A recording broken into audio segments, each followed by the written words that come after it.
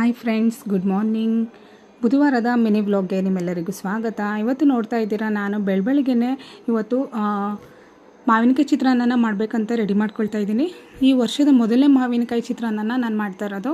ಯಾಕಂದರೆ ತುಂಬ ದಿನ ಆಗಿತ್ತು, ತಗೊಂಡು ಬಂದಿರಲಿಲ್ಲ. ಜೊತೆಗೆ ಊರಿಂದನೂ ತಂದಿದ್ದು ಈ ಸರಿ ತುಂಬ ಲೇಟ್ ಆಗಿಬಿಟ್ಟಿತ್ತು. ಸೊ ಹಾಗಾಗಿ ನಾನು ಪ್ರತಿ ಸಾರಿ ಹೊರಗಡೆ ಏನೂ ತೊಗೊಂಬರಲಿಲ್ಲ, ಬರ್ತಾನೂ ಇರಲಿಲ್ಲ, ಮನೆಯಿಂದನೇ ಬರ್ತಾಯಿತ್ತು. ಸೊ ಈ ಸರಿ ತೊಗೊಬಂದಿದ್ದು ಲೇಟ್ ಆಗಿರೋದ್ರಿಂದ ಇದೇ ಮೊದಲನೇ ಸಾರಿ ಚಿತ್ರಾನ್ನ ಮಾಡ್ತಾ ಇರೋದು. ತುಂಬಾ ಚೆನ್ನಾಗಿ ಬಂದಿತ್ತು ನೋಡಿ. ಮಾವಿನಕಾಯಿನೂ ಅಷ್ಟೇ, ಅಷ್ಟು ಏನು ಹುಳಿ ಇರಲಿಲ್ಲ, ತುಂಬಾ ರುಚಿಯಾಗಿತ್ತು. ಇದನ್ನು ನಾನಿವಾಗ ತುರಿದು ಇಟ್ಕೊಳ್ತಾ ಇದ್ದೀನಿ. ನಾನೊಂದು ಮಾವಿನಕಾಯಲ್ಲಿ ಮುಕ್ಕಾಲು ಮಾವಿನಕಾಯಿನ ತುರಿದು ಇಟ್ಕೊಳ್ತಾ ಇದ್ದೀನಿ, ಸಾಕು ತಿಂಡಿಗೆ ಅಂತ ಹೇಳಿ. ಇವಾಗ ಒಂದು ಬಾಣಲೆಗೆ ಒಂದು 3 ರಿಂದ 4 ಟೇಬಲ್ ಸ್ಪೂನ್ ಆಗೋಷ್ಟು ಎಣ್ಣೆ ಹಾಕ್ಕೊಳ್ತಾ ಇದ್ದೀನಿ. ಎಣ್ಣೆ ಹಾಕ್ಕೊಂಡ ನಂತರ ಸಾಸಿವೆ ಹಾಕ್ಕೊಳ್ತಾ ಇದ್ದೀನಿ. ಸಾಸಿವೆ ಜೊತೆಗೆ ಕಡಲೆಬೇಳೆ, ಕಡಲೆ ಬೀಜ ಹಾಕ್ಕೊಳ್ತಾ ಇದ್ದೀನಿ. ನೋಡ್ತಾ ಇರ್ಬೋದು ನೀವು, ಬೆಳಿಗ್ಗೆ ತಿಂಡಿಗೆ ನಾನು ರೈಸ್ ಐಟಮ್ ಜಾಸ್ತಿ ಮಾಡ್ಕೊಳ್ತೀನಿ, ಅದು ನಿಮಗೂ ಗೊತ್ತಿದೆ. ಇವತ್ತೊಂದು ಸ್ವಲ್ಪ ಡಿಫ್ರೆಂಟಾಗಿ ಮಾಡೋಣ ಅಂತ ಹೇಳ್ಬಿಟ್ಟು ಮಧ್ಯಾಹ್ನ ಲಂಚ್ ಬಾಕ್ಸ್ಗೂ ತುಂಬಾ ಚೆನ್ನಾಗಿರುತ್ತೆ, ಮತ್ತು ತಿಂದು ಕೂಡ ತುಂಬ ದಿನ ಆಗಿತ್ತು ಅಂತ ಹೇಳಿ ಇವತ್ತು ಮಾವಿನಕಾಯಿ ಚಿತ್ರಾನ್ನ ಮಾಡ್ಕೊಳ್ತಾ ಇದ್ದೀನಿ.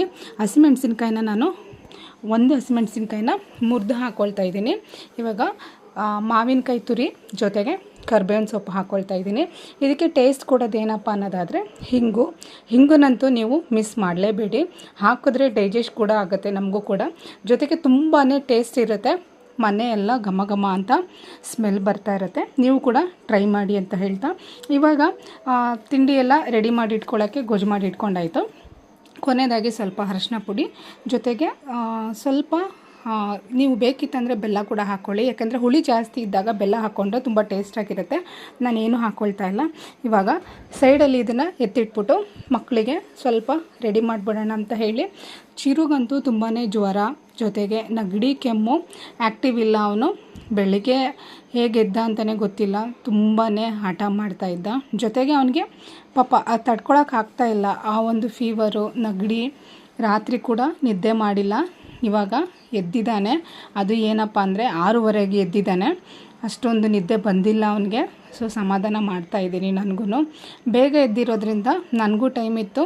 ಸೊ ಹಾಗಾಗಿ ನಾನು ಕೂಡ ನಿಧಾನವಾಗಿ ಅವನಿಗೆ, ಅಂದರೆ ಜಾಸ್ತಿ ಅವನಿಗೆ ನಿದ್ದೆ ಆಗಿಲ್ಲ ಅಲ್ಲ. ಸೊ ಮಕ್ಕಳು ಮೈಂಡ್ಸೆಟ್ಟು ನಿದ್ದೆ ಆಗಿಲ್ಲ ಅಂದರೆ ಅವ್ರ ಮೂಡ್ ಕೂಡ ಚೇಂಜ್ ಇರುತ್ತೆ. ಸಣ್ಣ ಸಣ್ಣದಕ್ಕೆ ಅಳೋದು, ಮತ್ತು ಸಣ್ಣ ಸಣ್ಣದಕ್ಕೂ ಕೋಪ ಮಾಡ್ಕೊಳ್ಳೋದು, ಆ ಥರ ಇರುತ್ತೆ. ಸೊ ಹಾಗಾಗಿ ಅವನ್ನ ಇವತ್ತು ಮುದ್ದು ಮಾಡಿಕೊಂಡೆ ರೆಡಿ ಮಾಡಿದೆ. ನೋಡಿ, ಅವನಿಗೆ ಜ್ವರ ಈಗಲೂ ಕೂಡ ಸುಡ್ತಾ ಇದೆ. ಸೊ ಹಾಗಾಗಿ ನಾನು ಅವನ್ನ ಇವತ್ತು ತುಂಬಾ